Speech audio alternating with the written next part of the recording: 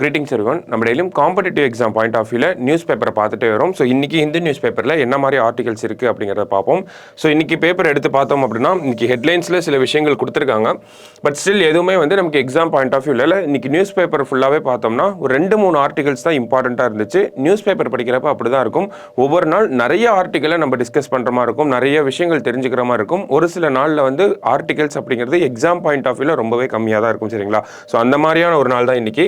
So டேரெக்டாக நம்ம editorial பேஜுக்கு போயிடுவோம். மற்ற எந்த பேஜஸ்லையும் இம்பார்ட்டண்ட்டான கண்டென்ட்ஸ் எதுவும் கண்ணுக்கு படலை. சரிங்களா? ஸோ டேரெக்டாக எடிட்டோரியல் பேஜுக்கு வந்துடுவோம். நம்ம அதில் ஒரு விஷயம் இம்பார்ட்டண்ட்டாக கொடுத்துருந்தாங்க. என்ன கொடுத்துருந்தாங்க அப்படிங்கிறத பார்ப்போம். சரிங்களா? ஸோ எடிட்டோரியல் பேஜில் பார்த்தோம்னா நேற்று பார்த்த மாதிரியே ஒரு டேட்டா பாயிண்டில் ஒரு சில விஷயங்கள் கொடுத்துருக்காங்க. என்ன ஆர்டிக்கல் அப்படின்னு பார்த்தோம்னா டிஜியாத்ரா அப்படிங்கிற ஆர்டிக்கலை வச்சு டிஜியாத்ரா அப்படிங்கிற ஒரு அப்ளிகேஷனை வச்சு கொடுத்துருக்காங்க. ஓகேங்களா? ஸோ இந்த டிஜியாத்ரா அப்படிங்கிற அப்ளிகேஷன் இதை பற்றி நம்ம ஆல்ரெடி டிஸ்கஸ் பண்ணியிருப்போம், டிஎன்ஏல பார்த்துருப்போம் கூட. ஸோ இங்கே என்ன கொடுத்துருக்காங்க அப்படிங்கிறதையும் பார்ப்போம். டிஜியாத்ரா அப்படிங்கிற இந்த அப்ளிகேஷன் எப்போ வந்திருக்கும் அப்படின்னா நமக்கு 2022 டிசம்பர் மாதம் அனௌன்ஸ் பண்ணியிருப்பாங்க, ரிலீஸ் பண்ணியிருப்பாங்க. எந்த ஒரு அமைச்சகத்துக்கு கீழே இருக்காங்க, மினிஸ்ட்ரி கீழே இருக்காங்க அப்படின்னு பார்த்தோம்னா நமக்கு மினிஸ்ட்ரி ஆஃப் சிவில் ஏவியேஷன், அந்த விமானம், அந்த ஒரு மினிஸ்ட்ரிக்கு கீழே தான் இருக்காங்க. சரிங்களா? ஸோ இந்த டிஜியாத்ரா ஆப் மூலமா என்ன பண்ண முடியும், அதில் என்ன மாதிரியான கான்ட்ரவர்சிஸ் வந்திருக்கு அப்படிங்கிறத இந்த இடத்துல கொடுத்துருப்பாங்க. ஸோ டிஜியாத்ரா அப்படிங்கிற ஆப் மூலமா நமக்கு அந்த ஏர்போர்ட்டுக்குள்ள நிறைய என்ட்ரி பாயிண்ட்ஸ், போர்டிங் பாயிண்ட்ஸ் எல்லாம் சொல்லுவாங்க இல்லையா? ஸோ அதுக்குள்ளலாம் நம்ம கியூல நிற்காம ஸ்ட்ரைட்டா அந்த ஒரு ஸ்கேன் பண்ணிட்டு நம்ம பாட்டுக்கு போயிட்டே இருக்கலாம். சரிங்களா? ஸோ அதுதான் அந்த ஆப்போட பிரீஃபான எக்ஸ்பிளனேஷன் அப்படிங்கிறது தான். ஸ்கேன் பண்ணிட்டு நம்ம பாட்டுக்கு ஃபோனில் ஸ்கேன் பண்ணிட்டு அந்த ஆப் மூலியமா ஸ்கேன் பண்ணிட்டு நம்ம பாட்டுக்கு போயிட்டே இருக்கலாம், எங்கேயும் கியூல நிற்க தேவையில்லை. அதுதான் அந்த ஆப்போட one of the biggest advantages and அப்ஜெக்டிவா இருக்கு. சரிங்களா? பட் ஸ்டில் இன்னமும் சில கான்ட்ரவர்சிஸ் அப்படிங்கிறது போயிட்டே தான் இருக்கு. ஸோ ஃபர்ஸ்ட் இந்த ஒரு அப்ளிகேஷன் அப்படிங்கிறத டெல்லி ஏர்போர்ட்ல தான் இன்ட்ரோடியூஸ் பண்ணியிருப்பாங்க. அதுக்கப்புறமா அது எங்கே எக்ஸ்டெண்ட் பண்ணியிருப்பாங்க அப்படின்னா டிசம்பர் 2022 டெல்லியில் இன்ட்ரோடியூஸ் பண்ணதுக்கு அப்புறமா பெங்களூரு மற்றும் வாரணாசி அப்படின்னு சொல்லி எக்ஸ்டெண்ட் பண்ணியிருப்பாங்க. அதுக்கப்புறமா அது நாட்டு ஃபுல்லாக கொண்டு வந்திருப்பாங்க. சரிங்களா? ஸோ இதில் என்ன ஒரு கான்ட்ரவர்சி இருக்கு அப்படின்னா நமக்கு நிறைய பேருக்கு இந்த டிஜியாத்ரா அப்படிங்கிற அப்ளிகேஷனை பற்றி தெரியாது. அதே மாதிரி தான் இந்த ஏர்போர்ட் பேசஞ்சர்ஸ்க்குமே நிறைய பேருக்கு தெரியாது. ஸோ இந்த ஆப்ல இந்த என்ரோல்மெண்ட், அந்த ஆப்ல சேரக்கூடிய ஆட்கள் அப்படிங்கிறத அதிகப்படுத்தணுங்கிற ஒரு நோக்கத்தோட என்ன பண்ணியிருப்பாங்க அப்படின்னா நமக்கு கியூல நிற்கக்கூடிய ஒவ்வொருத்தர்ட்டையும் சில டீட்டெயில்ஸ்லாம் கலெக்ட் பண்ணியிருப்பாங்க. அதே மாதிரி நமக்கு போர்டிங் பாஸ் அந்த மாதிரியான இடங்கள்ல என்ன பண்ணுவாங்க அப்படின்னா நம்ம ஃபேஸை ஸ்கேன் பண்ணி ஒரு என்டர் மாதிரியான பட்டனை தட்டி அதன் மூலமா நமக்கு நம்மளோட கன்சென்ட் இல்லாமையே அந்த ஆப்புக்குள்ள நமக்கு ஒரு ஐடியை கிரியேட் பண்ணியிருக்காங்க. ஸோ அதுதான் ஒரு பெரிய பிரச்சனையா போயிருக்கு. சரிங்களா? ஸோ என்ன லைன்ல நின்றுட்டு இருக்காங்க. ஸோ ஒவ்வொருத்தரா அவங்களோட டீட்டெயில்ஸ்லாம் சொல்லிக்கிட்டு இருக்கும்போது அந்த ஏர்போர்ட் அத்தாரிட்டிஸ், அந்த செக்யூரிட்டி பர்சனல்னு இருப்பாங்க இல்லையா, அங்கே ஏர்போர்ட்டோட பாதுகாப்புன்னு இருக்கக்கூடிய அந்த ஆட்கள் என்ன பண்ணியிருப்பாங்க அப்படின்னா ஸோ நம்மளோட ஃபேஸை ஸ்கேன் பண்ணி அவங்களே என்டர் அப்படிங்கிற மாதிரியான ஒரு பட்டனை கிளிக் பண்ற மாதிரியும் அது டிஜியாத்ரா ஆப்புக்கான ஒரு ஐடியை கிரியேட் பண்ற மாதிரியும் நிறைய பேசஞ்சர்ஸ் கம்ப்ளைண்ட் பண்ணியிருக்காங்க. ஸோ அதுதான் இந்த இடத்துல ரீசன்ட் கான்ட்ரவர்சியா இருக்கு. சரிங்களா? ஸோ அது சம்பந்தமாக தான் இந்த ஆர்டிக்கலையும் எழுதியிருப்பாங்க. ஸோ இது என்ன ஒரு விஷயம் பார்த்தோம் அப்படின்னா நமக்கு பிரைவசி அப்படிங்கிற விஷயத்தை வைலேட் பண்ற மாதிரி இருக்கு அப்படிங்கிறத சொல்லியிருப்பாங்க. ஸோ இந்த டிஜியாத்ரா அப்படிங்கிற இந்த ஒரு விஷயத்துக்கு பின்னாடி இருக்கக்கூடிய ரீசன்ட் பேக்ரவுண்ட் அப்படிங்கிறது தான், ரீசன்ட் கான்டெக்ஸ்ட் அப்படிங்கிறது இதுதான். ஸோ இந்த டிஜியாத்ரா ஆப் மூலமா என்ன பண்றாங்க அப்படிங்கிறது தெரிஞ்சுப்போம். ஃபர்ஸ்ட் நம்ம பிளே ஸ்டோர்ல இருந்து அந்த டிஜியாத்ரா ஆப்பை டவுன்லோட் பண்ணதுக்கு அப்புறமா என்ன ஆகும் அப்படின்னா நம்மளோட டீடைல்ஸ் எல்லாம் கலெக்ட் பண்ணுவாங்க அந்த ஆப்ல. அதுக்கப்புறமா நமக்குன்னு ஒரு ஐடி கிரியேட் ஆகும். ஓகேங்களா? ஸோ இப்போ நம்ம ஏர்போர்ட்ல டிராவல் பண்ண போறோம் அப்படின்னா இந்த டிஜியாத்ரா யூஸ் பண்ணி எப்படி நம்ம இந்த கியூவெல்லாம் தவிர்க்கலாம் அப்படிங்கிற வழிமுறைகளும் சொல்லியிருப்பாங்க. ஸோ எப்படி அப்படின்னு பார்த்தோம்னா நம்ம ஒரு entry point, first point of என்ட்ரின்னு இருக்கும் இல்லையா ஏர்போர்ட்ல. ஸோ அந்த என்ட்ரி பாயிண்ட்ல என்ன பண்ணணும் அப்படின்னா ஒரு கியூஆர் கோட் இருக்கும், அதை டிஜியாத்ரா ஆப் மூலியமா ஸ்கேன் பண்ணணும். ஸ்கேன் பண்ணதுக்கு அப்புறமா அதுக்கு அந்த ஸ்கேனருக்கு மேலேயே, அந்த கியூஆர் கோடுக்கு மேலேயே ஒரு கேமரா இருக்கும். ஸ்கேன் பண்ணி முடிச்சதுக்கு அப்புறமா அந்த கேமரா நம்ம முகத்தை படம் எடுக்கும். சரிங்களா? படம் எடுத்ததுக்கு அப்புறமா நம்மளோட டீடைல்ஸ் எல்லாம் வெரிஃபை பண்ணிட்டு ஒரு ஐடியை கொடுக்கும், ஒரு சில செட் ஆஃப் நம்பர்ஸை கொடுக்கும். டிஜியாத்ரா ஒரு ஐடி அப்படிங்கிற மாதிரி கிரியேட் ஆகும். அந்த ஐடியா யூஸ் பண்ணி நம்ம அடுத்தடுத்த என்ட்ரி பாயிண்ட்ஸ்ல ஈஸியா மூவ் பண்ணிட்டே போகலாம். டக்குன்னு இந்த ஐடியா காமிச்சாலே போதும், டக்குன்னு அடுத்தடுத்த இடங்களுக்கு போய் டக்குன்னு நம்ம ஏர்போர்ட்ல போய் அந்த ஏரோப்ளேனை போர்ட் பண்ணிடலாம். சரிங்களா? ஸோ இதுதான் அந்த ஆப்போட அட்வான்டேஜா இருக்கு. இதோட கன்வென்ஷனலா என்ன இருந்துச்சு, ட்ரெடிஷ்னலா என்ன பண்ணுவாங்க அப்படின்னா ஒவ்வொரு இடத்துலையும் நம்ம டிக்கெட்டு, நம்மளோட பாஸ்போர்ட் அது எல்லாமே செக் பண்ணிட்டே இருப்பாங்க. ஆனால் இந்த டிஜியாத்ரா அப்படிங்கிற ஆப்பு கீழே நம்ம ஆல்ரெடி இந்த பாஸ்போர்ட், நம்மளோட மற்ற பர்சனல் விஷயங்கள் எல்லாமே அப்டேட் ஆகி இருக்கும். அதனால அதனால தான் நமக்கு ஒரு டைம் ஸ்கேன் பண்ணாலே போதும், டக்குன்னு அடுத்தடுத்த பாயிண்ட்டுக்கு மூவ் ஆயிடலாம். சரிங்களா? ஸோ இதனுடைய பெனிஃபிட்ஸ் அப்படிங்கிறது அதிகமாகவே தான் இருக்குது. சீம்லெஸ் மூவ்மெண்ட்டாக இருக்கும், எங்கேயும் போய் வெயிட் பண்ணணும். ஒரு அர்ஜென்ட்டாக ஒரு பேசஞ்சர் வராங்க அப்படின்னா அவங்களால கியூல எல்லாம் நின்றுட்டு இருக்க முடியாது. ஸோ அவங்கள மாதிரியான பேசஞ்சர்ஸ்க்கெல்லாம் யூஸ் ஆகும். இன்னொரு விஷயம், அதிகமாக இந்த ஏர்போர்ட்டில் நடக்கக்கூடிய விஷயம் என்ன அப்படின்னா, போர்டிங் பாஸை வந்து கைமாற்றி விட்டுருவாங்க. ஓகேங்களா? ஸோ இந்த மாதிரியான விஷயங்கள் எல்லாமே தடுக்கப்படும் இந்த ஒரு டிஜி யாத்ரா மூலமா. ஏன்னா போர்டிங் பாஸ் எல்லாமே டிஜி யாத்ரா ஆப்குள்ளே இருக்கிறனால உங்களோட போர்டிங் பாஸ் வேற ஒருத்தருக்கு போயிட்டா கூட அதை ஈஸியாக கண்டுபிடிச்சிட முடியும். ஏர்போர்ட்டோட செக்யூரிட்டி அப்படிங்கிறது என்ஹான்ஸ் ஆகும், இன்க்ரீஸ் ஆகும் அப்படிங்கிறத சொல்லியிருப்பாங்க. ஸோ வேற என்ன அப்படின்னு பார்த்தோம்னா, இந்த பேசஞ்சர் டூப்ளிகேஷன் அப்படிங்கிறதெல்லாம் வந்து தவிர்த்திடலாம். ஒருத்தருக்கு மேலே இன்னொருத்தர் அந்த மாதிரியான விஷயங்கள்லாம் தவிர்த்திடலாம் அப்படிங்கிறதெல்லாம் சொல்லியிருப்பாங்க. ஸோ இது எல்லாமே அட்வான்டேஜஸ் ஆஃப் டிஜி யாத்ராவாக நம்ம பார்க்குறோம். ஆனால் பெரிய டிஸ்அட்வான்டேஜ், பெரிய கான்ட்ரவர்சி, கிரிட்டிசிசமாக என்ன வந்திருக்கு, கிரிட்டிக்காக என்ன வந்திருக்கு அப்படின்னு பார்த்தோம்னா, அந்த பிரைவசி இல்லாமல் இந்த ஒரு ஐடி அப்படிங்கிறத கிரியேட் பண்ணியிருக்காங்க. அது நிறைய பேருக்கு கிரியேட் பண்ணியிருக்காங்க அப்படிங்கிற ஒரு டேட்டாவையும் நமக்கு இங்கே இந்த இடத்துல கொடுத்துருப்பாங்க. சரிங்களா? ஸோ அந்த மாதிரியான விஷயங்கள்லாம் இருக்குது. பேசஞ்சரோட கன்சென்ட் எல்லாமே அவங்களுக்கு ஒரு ஐடியை கிரியேட் பண்ணியிருக்காங்க. அப்போ இது வந்து one of the privacy violation அப்படிங்கிறத சொல்லுவாங்க. உங்களோட தனி உரிமையை வந்து வயலேட் பண்ணிட்டாங்க அப்படிங்கிறதையும் சொல்கிறாங்க. அடுத்தது இதில் கலெக்ட் பண்ணக்கூடிய அந்த டேட்டாஸோட பாதுகாப்பு அப்படிங்கிறது எப்படி இருக்கும் அப்படிங்கிறத ஒரு கேள்விக்குரிய இருக்கு. டேட்டா, நம்மளோட டேட்டாஸை, பர்சனல் டேட்டாஸை கொடுக்குறோம் நம்ம அந்த ஆப்புக்கிட்ட. ஸோ அது எந்த அளவுக்கு ப்ரொடெக்டடாக இருக்கும் அப்படிங்கிற அந்த பாதுகாப்பு சார்ந்த விஷயங்கள், டேட்டா தரவு பாதுகாப்பு சார்ந்த விஷயங்கள் பற்றின கேள்விக்குறிகள் அதிகமாகவே இருக்குது. அது ஒன் ஆஃப் த கான்ஸாக இருக்குது, அதாவது ஒரு கிரிட்டிசிசமாக இருக்குது. ஸோ இன்னொரு விஷயம் என்ன அப்படின்னு பார்த்தோம்னா, நமக்கு அந்த ஒரு டேட்டா பாதுகாப்பு அப்படின்லாம் சொல்கிறப்ப இந்த டேட்டா ப்ரொடெக்ஷன் பில் அப்படிங்கிறது மத்திய அரசாங்கம் போன லோக்சபாவில் வந்து தாக்கல் பண்ணியிருப்பாங்க இல்லையா, போன அந்த கூட்டத்தொடரில் வந்து தாக்கல் பண்ணியிருப்பாங்க. டேட்டா தரவு பாதுகாப்பு மசோதா அப்படின்னு சொல்லுவோம், டேட்டா ப்ரொடெக்ஷன் பில் அப்படிங்கிறத சொல்லியிருப்பாங்க. ஸோ இந்த டேட்டா ப்ரொடெக்ஷன் பில்லு கீழே என்ன ஒரு அம்சம் இருந்திருக்கும், அதில் நிறைய அம்சங்கள் இருந்திருக்கும். அதில் முக்கியமான அம்சம் என்ன இருந்திருக்கும் அப்படின்னு பார்த்தோம்னா, கவர்மெண்ட்டோட ஏஜென்சிஸ்லாம் இருக்காங்க இல்லையா, இந்த இன்வெஸ்டிகேஷன் ஏஜென்சிஸ் எல்லாமே, அவங்களாம் மக்களோட பர்சனல் டேட்டாவை இன்வெஸ்டிகேஷன் பர்பஸஸ்க்காக யூஸ் பண்ணிக்கலாம் அப்படிங்கிற ஒரு விஷயம் இருக்கும். ஸோ அது வந்து பெரிய கான்ட்ரவர்சி கிரியேட் பண்ணுச்சு, பிரைவசியை அஃபெக்ட் பண்ணுது. இவங்க இன்வெஸ்டிகேஷன்ற பேரில் என்னோட பர்சனல் டேட்டாவை எப்படி எடுக்கலாம் அப்படிங்கிற மாதிரியான கேள்விகள்லாம் நிறைய வர ஆரம்பிச்சுது. ஸோ அந்தபடி பார்த்தோம்னா அதுக்கும் இந்த பர்சனல் டேட்டா பில்லுக்கும் இந்த ஒரு மசோதா, இந்த ஒரு டிஜி யாத்ராவுக்கும் என்ன ஒரு சம்பந்தம் அப்படின்னு பார்த்தோம்னா, இந்த டேட்டா ப்ரொடெக்ஷன் பில், அந்த தரவு பாதுகாப்பு மசோதாவுக்கு கீழே இந்த டிஜி யாத்ரா அப்படிங்கிற அந்த அப்ளிகேஷனும் அதுக்கு கீழே வரும். சரிங்களா? ஸோ அதனால என்ன ஆகுது அப்படின்னா, இதில் கொடுக்கக்கூடிய தகவல்களும் கவர்மெண்ட் வந்து அவங்க எடுத்து பயன்படுத்திப்பாங்க. அப்போ அந்த இடத்துலையும் ஒரு பிரைவசி அப்படிங்கிறது அஃபெக்ட் ஆகும் அப்படிங்கிறதையும் சொல்லியிருப்பாங்க. ஸோ இதுதான் நமக்கு டிஜி யாத்ரா அப்படின்னு எடுத்துக்கிட்டோம்னா 2022 இன்ட்ரடியூஸ் பண்ணலேருந்து இப்போ வரைக்கும் இருக்கக்கூடிய சில பிரச்சனைகள், சில நன்மைகளை நம்ம இந்த இடத்துல லிஸ்ட் அவுட் பண்ணியிருக்கோம். ஸோ மறுபடியும் வேறு ஏதாவது விஷயங்கள் இதில் ஏதாவது அப்கிரேடேஷன் அப்படிங்கிறது நடந்துச்சுன்னா கண்டிப்பாக அதை பற்றின ஆர்டிகல்ஸ் வந்துட்டே தான் இருக்கும். ஸோ நம்ம அப்போ அதை தொடர்ந்து தெரிஞ்சுக்கிட்டே இருப்போம். சரிங்களா? ஸோ நம்ம படிக்கிறப்ப என்ன பண்ணணும் அப்படின்னா, டிஜி யாத்ரானா என்ன, அதனுடைய ஒர்க்கிங்கை வந்து எழுதி வச்சுக்கணும். அடுத்தது அட்வான்டேஜஸ் என்ன, நம்ம நன்மைகள் அப்படிங்கிறத சில விஷயங்களை இந்த இடத்துல பாயிண்ட் அவுட் பண்ணியிருந்தோம். அது இல்லாமல் நமக்கு அந்த ஒரு அப்ளிகேஷன், அந்த ஒரு வெப்சைட்டுக்குள்ளே போனாலே நிறைய விஷயங்கள் நமக்கு கவர்மெண்ட்டோட அஃபீஷியல் வெப்சைட்டுக்குள்ளே போய் பார்க்கணும், இந்த மாதிரியான விஷயங்கள்லாம். ஸோ அதில் பார்த்தோம்னா இன்னும் சில அட்வான்டேஜஸ்லாம், சில கீ பாயிண்ட்ஸ்லாம் வந்து கொடுத்துருப்பாங்க. சீம்லெஸ் மூவ்மெண்ட் ஆஃப் ட்ராவல் அப்படிங்கிறத சொல்கிறோம். நமக்கு வந்து செக்யூரிட்டி என்ஹான்ஸ் பண்ணுறாங்க அப்படிங்கிறத சொல்கிறோம். பேசஞ்சர்ஸ்க்கு வந்து ஒரு பெனிஃபிட்டாக இருக்குது, யூசர் ஃப்ரெண்ட்லியாக இருக்குது. இந்த மாதிரியான சின்ன சின்ன கீ பாயிண்ட்ஸ் எல்லாம் அங்கே கொடுத்துருப்பாங்க. ஓகேங்களா? ஸோ அந்த இதில் ஆர்டிக்கலில் பார்க்குறப்போ முக்கியமான விஷயங்கள் தான் சொல்லியிருப்பாங்க. அந்த சின்ன சின்ன விஷயங்கள்லாம் நம்ம அந்த இடத்துல பார்த்துக்கலாம். அதே மாதிரி டிஸ்அட்வான்டேஜஸில் பிரைவசி வயலேட் ஆகுது, அந்த மாதிரியான விஷயங்கள்லாம் நம்ம சொல்லியிருக்கோம். சரிங்களா? ஸோ ஒரு கலெக்டிவாக பார்த்தோம் அப்படின்னா இதில் நிறைய அட்வான்டேஜஸ் தான் இருக்குது. பட் ஸ்டில் இந்த பிரைவசி அப்படிங்கிற கொஸ்டினை அட்ரஸ் பண்ணிட்டாங்க அப்படின்னா இது வந்து எல்லாரும் பயன்படுத்த ஆரம்பிச்சிருவாங்க அப்படிங்கிறது தான் இந்த இடத்துல சொல்லியிருப்பாங்க. சரிங்களா? ஸோ அதுதான் இன்னைக்கு நம்ம எடிட்டோரியலில் பார்த்த ஒரு ஆர்டிக்கலாக இருக்குது. மற்ற விஷயங்கள் எல்லாமே நம்மளோட எக்ஸாம் பாயிண்ட் ஆஃப் வியூக்கு அவ்வளோ ரிலேட் ஆகாத விஷயங்களாக இருந்துச்சு, ஹெல்த் சார்ந்த விஷயங்களாக இருந்துச்சு. பட் ஸ்டில் அந்த அளவுக்கு டீப்பாக நம்ம போக தேவையில்லை. சரிங்களா? ஸோ டிஜி யாத்ரா பற்றி பார்த்துருக்கோம். வேற என்ன இருக்குது ஆர்டிகல்ஸில் அப்படிங்கிறதையும் பார்ப்போம் நம்ம. அடுத்தது elections to 56 Rajya Sabha seats on February 27 அப்படிங்கிற சொல்லியிருக்காங்க. ஸோ இந்த இடத்துல பார்த்தோம் அப்படின்னா இதை நம்ம பாலிட்டியோட ரிலேட் பண்ணலாம். ஓகேங்களா? ஸோ ராஜ்யசபாவில் மொத்தம் எத்தனை சீட் இருக்குது அப்படின்னு பார்த்தோம்னா 245 சீட் இருக்குது. ஸோ 245 அப்படிங்கிற நம்பரை பிரித்தோம்னா 233 பேரை வந்து எலெக்ட் பண்ணுறாங்க. 12 பேர் அப்படிங்கிறவங்க பிரசிடென்ட் நாமினேட் பண்ணுறாரு. சரிங்களா?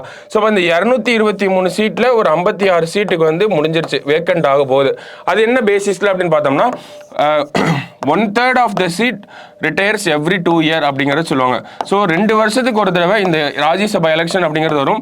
ராஜ்யசபாவில் இருக்கக்கூடிய மொத்த எண்ணிக்கையில் 1/3 வந்து 2 வருஷத்துக்கு ஒரு தடவை வேக்கண்ட் ஆகும் அப்படிங்கிற மாதிரியான தகவல் தான் இந்த ஒரு விஷயம். ஓகேங்களா? ஸோ அந்த வகையில் பார்க்குறப்போ 56 சீட்டுக்கு வந்து இந்த February 27 எலெக்ஷன் அப்படிங்கிறது நடக்க போகுது. சரிங்களா? ஸோ அந்த ஒரு விஷயங்கள் தான் இந்த இடத்துல கொடுத்துருப்பாங்க. ஸோ இந்த மாதிரி ஒரு எலெக்ஷன், ராஜ்யசபாவுக்கு ஒரு எலெக்ஷன் வருது அப்படிங்கிறப்போ நமக்கு பாலிட்டி பாயிண்ட் ஆஃப் வியூவில் யூனியன் கவர்மெண்ட் அப்படிங்கிற அந்த ஒரு டாபிக் கீழே ராஜ்யசபா பற்றின எல்லா விஷயங்களும் கொடுத்துருப்பாங்க. அதை ஒரு டைம் எடுத்து ஃபுல்லாக ரீட் பண்ணி வச்சுக்கணும். சரிங்களா? ஸோ அதை ஒரு ரீகால் பண்ணுற மாதிரி தான் இருக்கும். நம்ம ஆல்ரெடி படிச்சிருப்போம். ஸோ அந்த மாதிரியான விஷயம் அப்படி தான் நம்ம இதை இப்படி தான் நம்ம சிலபஸோடையும் ரிலேட் பண்ணணும். சரிங்களா? ஸோ இந்த மாதிரி ராஜ்யசபா சீட்ஸ் அப்படின்னு பார்க்குறப்போ தமிழ்நாட்டுக்கு எத்தனை ராஜ்யசபா சீட் இருக்குது அப்படிங்கிறதையும் தெரிஞ்சுக்கணும். தமிழ்நாட்டில் மொத்தம் 18 ராஜ்யசபா சீட் இருக்குது. சரிங்களா? அதில் இதை 1/3 போட்டோம் அப்படின்னா 2 வருஷத்துக்கு ஒரு தடவை 6 சீட் அப்படிங்கிறது வேக்கண்ட் ஆகிட்டே வரும். ஓகேங்களா? ஏன்னா நமக்கு முன்னாடியே சொல்லியிருந்தோம் 1/3 ஆஃப் த சீட், அதாவது 1/3 ஆஃப் த சீட் வந்து 2 வருஷத்துக்கு ஒரு தடவை வேக்கண்ட் ஆகும் அப்படிங்கிறத சொல்லியிருந்தோம். அந்த வகையில் பார்க்குறப்ப தமிழ்நாட்டில் மொத்தம் 18 ராஜ்யசபா சீட் இருக்குது. ஸோ அந்த 18 ராஜ்யசபா சீட்டை 1/3 வேக்கண்ட் ஆகுது அப்படின்னா நமக்கு 6 சீட் வந்து 2 வருஷத்துக்கு ஒரு தடவை வேக்கண்ட் ஆகிட்டே இருக்கும். அந்த ஒரு தகவலை தான் இங்கேயும் சொல்லியிருக்கோம். சரிங்களா? ஸோ அதுதான் இந்த ஒரு ஆர்டிக்கலில் நம்ம தெரிஞ்சுக்க வேண்டிய விஷயமா இருக்குது. சிலபஸோட நீட்டாக ரிலேட் பண்ணிக்கலாம் இதை. ஸோ சிலபஸில் பாலிட்டியில் ராஜ்யசபா எங்கெல்லாம் வருதோ அதை ஒரு தடவை எடுத்து ரீட் பண்ணி வச்சுக்கோங்க. சரிங்களா? ஸோ அடுத்த கட்டமாக வேற என்ன ஆர்டிகல் இருக்குது அப்படின்னு பார்த்தோம்னா, ஸோ இந்த இடத்துல ஒரு முக்கியமான ஆர்டிகல் என்ன அப்படின்னு பார்த்தோம்னா, committee examining bill on marriage age gets extension அப்படிங்கிறத கொடுத்துருக்காங்க. ஸோ ஓகேங்களா? ஸோ இது என்ன மேரேஜ் ஏஜ் என்ன பில் அப்படின்னு பார்த்தோம்னா, ஸோ பெண்களுக்கான அந்த திருமண வயது அப்படிங்கிறத சொல்லுவாங்க. ஓகேங்களா? ஸோ பெண்களுக்கான திருமண வயது அப்படிங்கிறத 18லேருந்து 21 மாற்றணும் அப்படின்னு சொல்லி மத்திய அரசாங்கம் ஒரு மசோதா தாக்கல் பண்ணியிருப்பாங்க. ஸோ அந்த மசோதா பார்லிமெண்ட்ரியோட கமிட்டி ஸ்டேஜுக்கு வந்து போயிருக்கும். சரிங்களா? நமக்கு பார்லிமெண்ட்டை பற்றின விஷயங்கள் எப்படி மசோதாக்கள் இயற்றுறாங்க அப்படிங்கிறது தெரியும். ஃபர்ஸ்ட் ரீடிங் அப்படிங்கிறது ஒன்று இருக்கும். செகண்ட் ரீடிங் அப்படிங்கிற அந்த ஒரு இடத்துல தான் கமிட்டி ஸ்டேஜுக்கு போகலாமா, இல்லை மக்கள் கிட்ட கருத்து கேட்கலாமா, அந்த மாதிரியான விஷயங்கள்லாம் இருக்கும். அதுக்கப்புறம் மறுபடியும் தேர்ட் ரீடிங்கில் மறுபடியும் பில்லை வந்து பக்கம் பை பக்கமாக வந்து நமக்கு படிச்சுட்டே இருப்பாங்க. ஃபோர்த் ரீடிங்கில் தான் அந்த வாக்கெடுப்பு அப்படிங்கிறது நடக்கும். ஸோ ஒவ்வொரு பில்லும் 4 ஸ்டேஜை தாண்டி போகும் அப்படிங்கிற மாதிரியான விஷயங்கள்லாம் நமக்கு தெரியும். ஸோ அதில் second stage of the reading வரப்போ இந்த மசோதாவை நம்ம கமிட்டி ஸ்டேஜுக்கு அனுப்பலாம் அப்படிங்கிறத சொல்லியிருப்பாங்க. அந்த வகையில் பார்த்தோம் அப்படின்னா ஒரு பார்லிமெண்ட்ரி கமிட்டி அப்படிங்கிறத போட்டிருப்பாங்க. 30 பேர் கொண்ட குழு, அந்த கமிட்டியில் 30 பேர் இருப்பாங்க. ஸோ அவங்க இந்த மேரேஜ் ஏஜ் அப்படிங்கிறத 18லேருந்து 21 மாற்றலாமா வேணாமா அப்படிங்கிறத டிஸ்கஸ் பண்ணிட்டு இருக்காங்க. ஸோ அந்த ஒரு கமிட்டிக்கு எக்ஸ்டென்ஷன் அப்படிங்கிறத கொடுத்துருக்காங்க. ஓகேங்களா? ஸோ அதுதான் இந்த ஒரு ஆர்டிக்கலில் பார்த்துருக்கோம். ஸோ இந்த மொத்த விஷயங்களுமே இந்த மேரேஜ் ஏஜ் அப்படிங்கிறத 18லேருந்து 21 மாற்றணும் அப்படின்னு சொல்லி ஒரு கமிட்டி ரெக்கமெண்ட் பண்ணியிருப்பாங்க. அதை நம்ம நல்லா தெரிஞ்சுக்கணும். ஒரு கமிட்டி போட்டிருப்பாங்க மத்திய அரசாங்கம். அந்த கமிட்டியோட ரெக்கமெண்டேஷனோட பேசிஸில் தான் இந்த ஒரு மசோதாவே கொண்டு வந்திருப்பாங்க.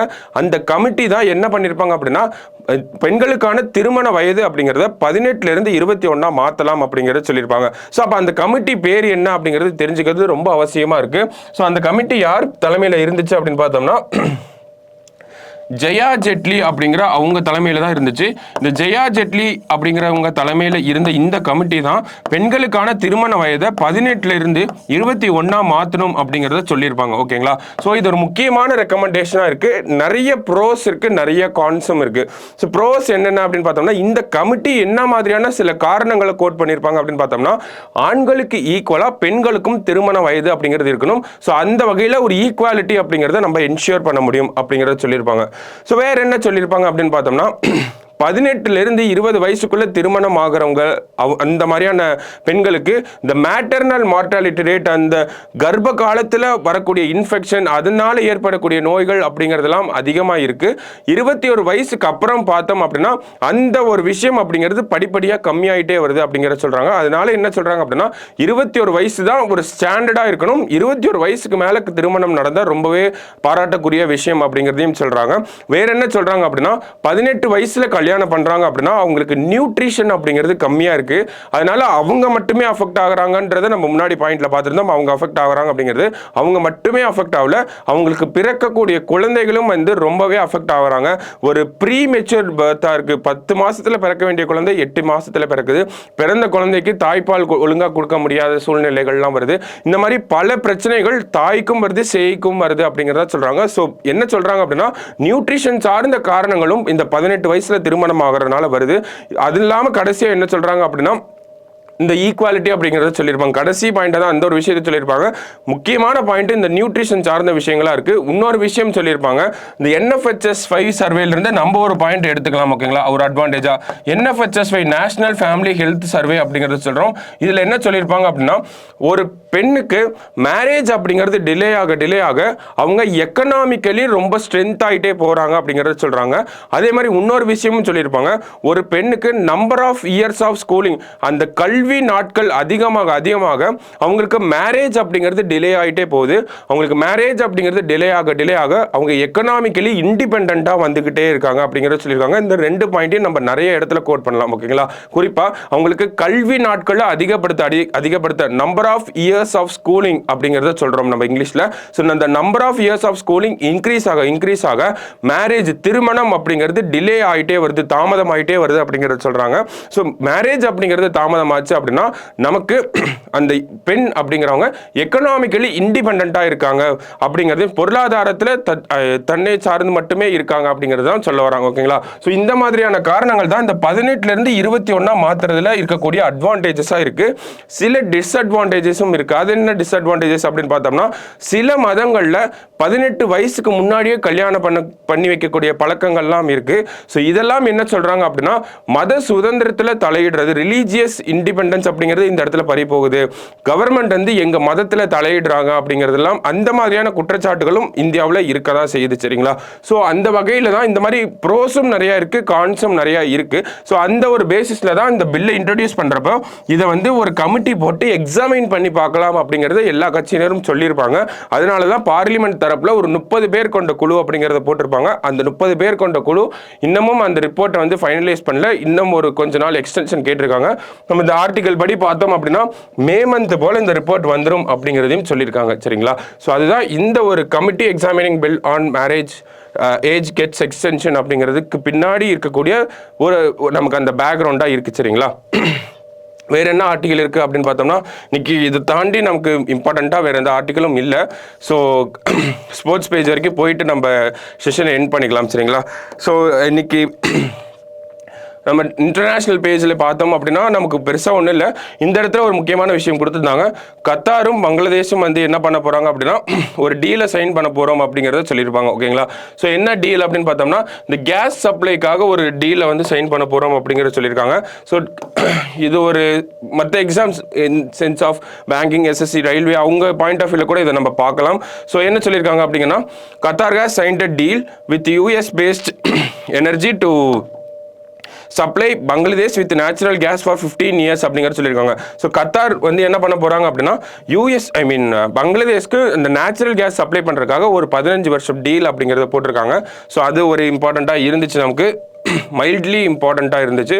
ஸோ வேறு என்ன விஷயங்கள் இருக்குது அப்படின்னு பார்த்தோம்னா நமக்கு பிஸ்னஸ் பேஜஸ்லேயும் பெருசாக இம்பார்ட்டண்ட்டான ஆர்டிகல்ஸ் கிடையாது.